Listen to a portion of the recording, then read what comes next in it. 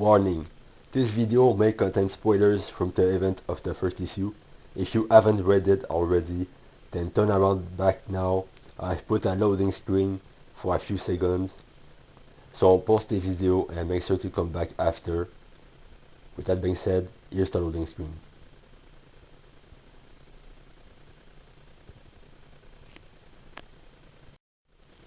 Hello everyone, welcome back.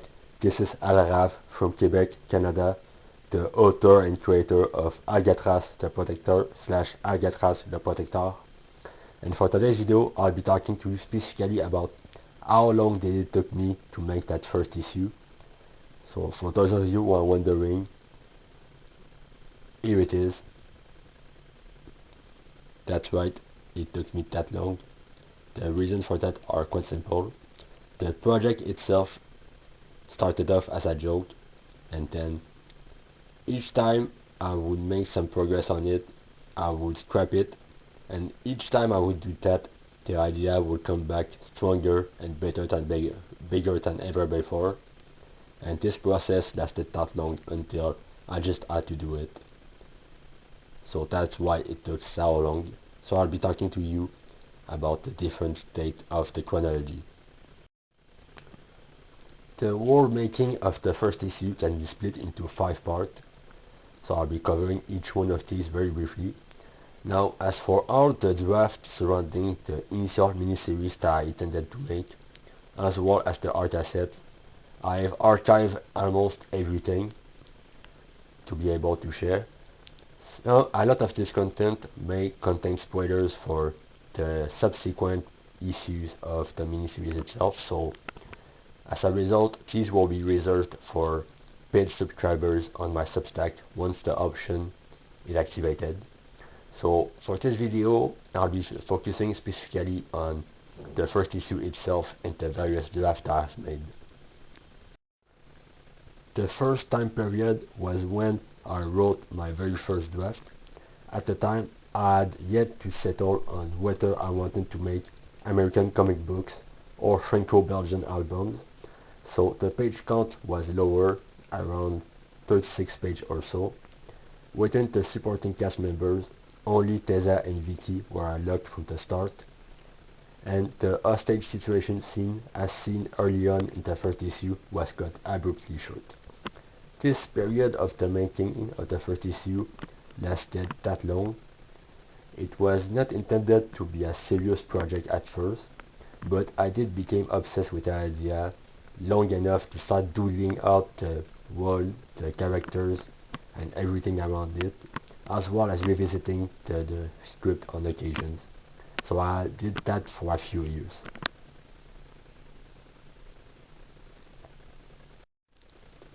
The second time period was when I wrote my first revisions, or my first serious draft. At this stage, the franco-belgian style albums became the dominant format, and the size and scope of the project expanded into a mini-series.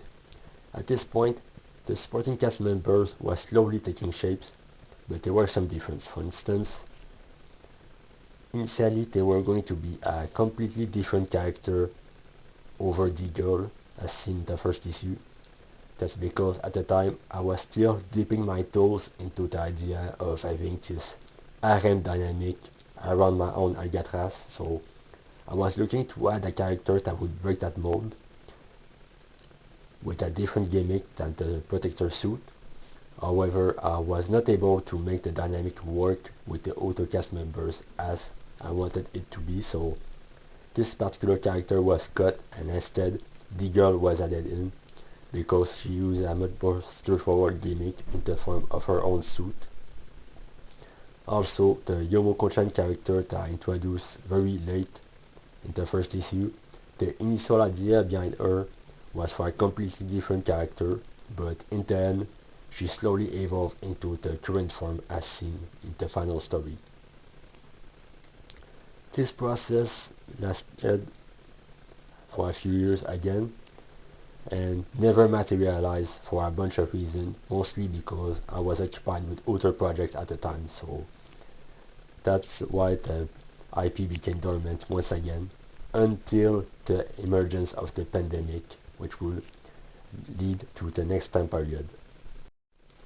And here is the third time period in which the pandemic was in full swing. At this stage, I wrote a third revision of the first issue, which was intended to be the last one ever made before I would actually draw the comics, and which I would actually do. I was able to reach the 50% mark of completion by the end of 2021. The initial idea was to complete it by 2022 to then release it, presumably as part of a crowdfunding campaign to set up a whole miniseries. However, this ended up never happening because I cancelled it. And the reason for that, there are many different reasons. I'll be touching upon these very briefly. The fourth time period was the dark night of the soul moment for this project. The reason I cancelled it, there are many reasons, but I'll share one of these. As a one-man crew with no money or established fan base to support my work, I was afraid that if I didn't add a steady stream of content to follow on the first issue, it will most likely be some sort of death sentence for the IP and my creative endeavors as a whole, so I went back to the drawing board. At this stage, I was much more productive as a writer than as an artist. For instance, a script for an entire issue of Algatras, I can pull out one in a day or two at most, while the art process is a lot slower and much more laborious. So I had considered making a reboot, and I had even begun writing story ideas for it, until I had nothing short of a divine intervention, and that reminded me that during my high school days there were video games that I had played, such as the Metal Gear Solid series and the Blaze Blue series, that did incredible in-depth storytelling with very minimalistic tools and approach.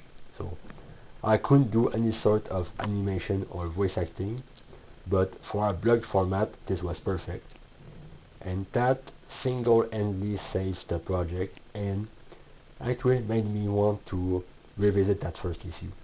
So the project actually managed to restart right where I had left. And last and finally, the 2025 and present moment is when I had successfully managed to complete the first issue against all odds. It was definitely a learning experience, and one thing for sure, I will never make a comic book the same way that I did, ever again. Now I'm much more consistent, and the blog comics format really helps to keep me motivated to keep the story going, so it really is a great asset to have, and made all the difference in the end. And that's it for the making of the first issue chronology. Like I said earlier, I did manage to archive most, if not all, of the work that I did, the early draft of the first issue and the follow-ups, as well as all the art assets I made for this project, including the early draft version of characters and such. So all the material that I made for the first issue, I'll be happy to share, since the first issue is available for free on my Substack. The links are in the description below or on my channel's page, as always, and in both languages, English and French at that. However, the material tied to the second issues and all the subsequent follow-ups will be reserved for paid subscribers on my Substack once the option becomes available. And that's it for today's video, folks. Let me know what you think in the commentary section below. As always, look forward to all the Algatras the Protector / Algatras le Protector stuff on my Substack. And with that being said, thanks for watching, and we'll see one another very soon. Have a good reading.